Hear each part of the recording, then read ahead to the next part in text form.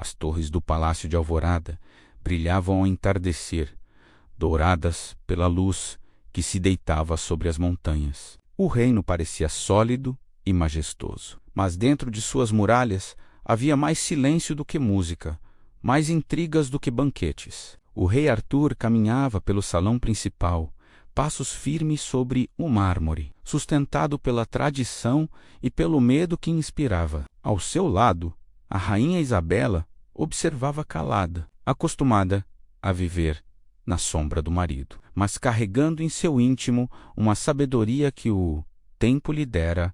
O rei Arthur caminhava pelo salão principal com passos lentos, pesados pelo peso do tempo e da coroa. Seu olhar era duro, e sua voz, quando se erguia, mais se parecia com uma ordem que não admitia réplica. Ao seu lado, a rainha Isabela permanecia em silêncio. Bela ainda, mesmo com as marcas da idade, trazia nos olhos uma força tranquila, cultivada ao longo de anos, vivendo entre o dever e os desejos sufocados. A cada gesto contido, a cada suspiro, havia nela uma sabedoria silenciosa que ninguém parecia notar.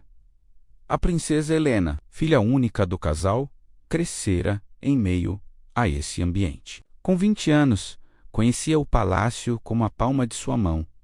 Os corredores frios, os jardins cuidadosamente podados, os olhares calculistas dos conselheiros, a formalidade sufocante das refeições, mas ao contrário dos que viam ali um mundo de privilégios, ela o sentia como uma prisão dourada. Desde cedo lhe fora dito qual seria seu destino.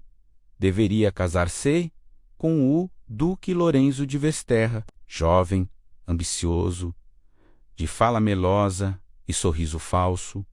Ele era visto como o aliado perfeito para manter a estabilidade do reino. Para Helena, porém, ele era o símbolo de um futuro que não desejava. Nos dias que antecediam a coroação de Arthur, um evento que renovaria sua autoridade sobre o reino, os corredores fervilhavam de preparativos. Tapeçarias eram lavadas, pratarias polidas, músicos ensaiavam. Foi nesse cenário que Helena conheceu Gabriel Duarte, um fotógrafo contratado para registrar a grandiosidade do evento. Diferente de todos ali, Gabriel não se curvou diante da princesa. Tratou-a como uma jovem comum, com palavras simples, um olhar verdadeiro e gestos desprovidos de bajulação. Esse primeiro encontro aconteceu nos jardins, entre flores que balançavam ao vento. Helena, acostumada a olhares interesseiros, sentiu algo inesperado. A leveza de ser vista como pessoa e não como herdeira de um trono. A conversa foi breve, mas deixou marcas. Nos dias seguintes, ela buscou novos momentos com Gabriel. Ele, com sua câmera, mostrava-lhe retratos do povo. Crianças que sorriam apesar da fome. Trabalhadores que cantavam para aliviar o peso das tarefas. Mulheres que se reuniam em solidariedade. Cada fotografia era uma janela para um mundo que Helena só conhecia de ouvir falar, e que agora ganhava cores, cheiros e sons.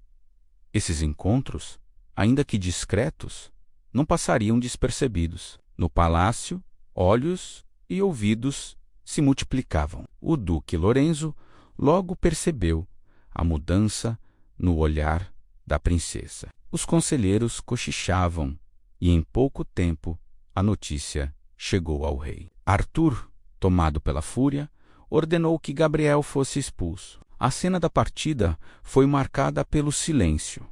Helena, contida pela mão firme da mãe, observou o amado ser escoltado até os portões. Aquele silêncio pesou mais que gritos. Foi o som de uma prisão que se fechava ainda mais.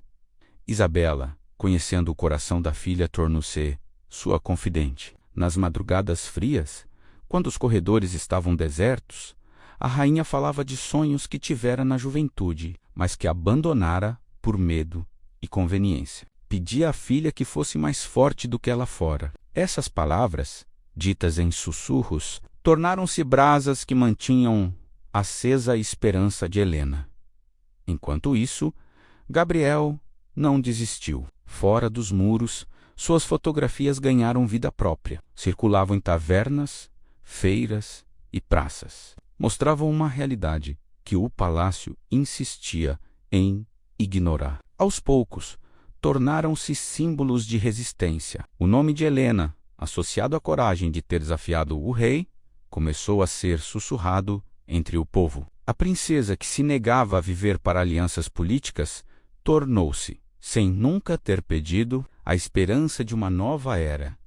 A tensão atingiu o auge durante a coroação de Arthur. O grande salão estava cheio de nobres, músicos e emissários estrangeiros. O brilho das joias e o peso das coroas contrastavam com o ar carregado. Era o momento em que Helena deveria anunciar seu noivado com Lorenzo, mas, diante de todos, ergueu-se com firmeza e declarou que não se casaria. Sua lealdade seria com o povo, não com alianças políticas.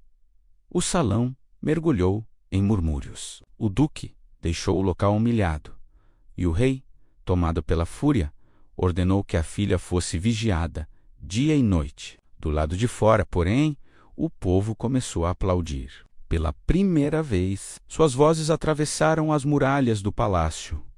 Helena viveu semanas de prisão invisível, cada passo acompanhado, cada palavra medida, cada carta lida. Ainda assim, encontrou forças na mãe. Foi Isabela quem, certa noite, lhe entregou um mapa antigo das passagens subterrâneas do palácio. Na escuridão das pedras úmidas, Helena fugiu. Quando emergiu, Gabriel estava à sua espera. O abraço dos dois foi mais que reencontro.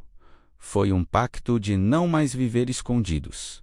A fuga incendiou o reino. Lorenzo, enfurecido, chamou reforços de Vesterra. O rei, cego de orgulho, acreditava que controlaria a filha pela força. Mas o povo se inflamava. Nas ruas, começaram a entoar uma canção proibida que falava da luz que não podia ser contida. Helena e Gabriel reuniram camponeses, artesãos e soldados desertores. O exército era pequeno, mas movido por esperança. Vieram batalhas. Camponeses erguiam barricadas. Ferramentas viravam armas. Vozes gritavam o nome da princesa. Helena estava entre eles, de punho erguido, enquanto Gabriel registrava com sua câmera cada momento. O rei, pressionado, decidiu enfrentar a filha em campo aberto. O encontro pai e filha foi marcado por palavras cortantes. Ele a acusava de traição. Ela o lembrava de que havia traído o povo primeiro. Isabela, que seguira escondida, interveio. Suplicou para que Arthur não perdesse a filha como havia perdido a si mesmo. Diante da filha e da esposa, o peso da idade recaiu sobre o rei. Sua espada caiu. Sua derrota foi silenciosa, mas definitiva. Lorenzo, porém, não aceitava. Organizou um ataque final contra a alvorada. O fogo consumiu as muralhas e a batalha espalrou-se pelas ruas. No auge do caos, Helena subiu nos degraus da praça central e ergueu a voz. Suas palavras, inflamadas de coragem, transformaram-se em chama dentro de cada coração. O povo avançou, cercou o duque e Lorenzo tombou, consumido pelo desprezo que ele mesmo havia espalhado. Dias depois, o palácio abriu-se ao povo. Arthur abdicou em silêncio. A coroação de Helena foi simples, marcada não por luxo, mas por flores e pela promessa de governar com o povo. Gabriel, sempre ao seu lado, não precisava de título algum. Sua presença era o testemunho de que o amor podia atravessar muralhas. Anos depois, Helena seria lembrada como a Rainha da Luz. As fotografias de Gabriel sobreviveriam, mostrando não apenas a revolução, mas também momentos de ternura. Uma rainha rindo entre crianças, uma mulher que transformara o peso da coroa em esperança. E a canção antes proibida tornou-se hino oficial do reino. A coroa é de ouro, mas o coração é de luz. E quando a luz desperta, não há muro que a reduza.